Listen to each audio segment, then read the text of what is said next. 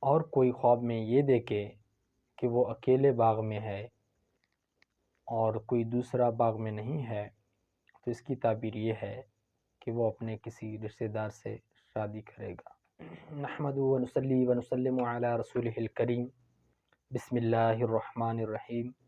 عزیز ناظرین، آج ہم بیان کریں گے کہ خواب میں باغ دیکھنا کیسا ہے اور اس کی تعبیر کیا ہے۔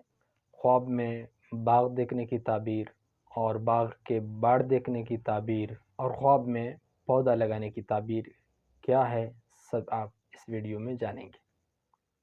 اگر کوئی خواب میں باغ دیکھے اور خود کو باغ کے اندر دیکھے تو یہ اس بات کی دلیل ہے کہ وہ گناہ ترک کرے گا اور نیکیوں کے ذریعے سے، اچھے اعمال کے ذریعے سے اللہ تعالیٰ کے قریب ہوگا۔ اگر کوئی خواب میں باغ کا باڑ یعنی باغ کے چاروں طرف لگا دیوار قلعہ دیکھے تو اس کی تعبیر یہ ہے کہ وہ نقصانات سے اور شرور سے، برائیوں سے بچے۔ خواب میں یہ دیکھے کہ وہ ایک طویل عرصے سے باغ میں بیٹھا ہوا ہے، کافی دیر سے باغ میں ہے، تو اس کی تعبیر یہ ہے کہ وہ اپنی زندگی بہتر کرنے کے طریقے تلاش کر رہا ہے اور وہ اپنے زندگی میں بہتری چاہتا ہے۔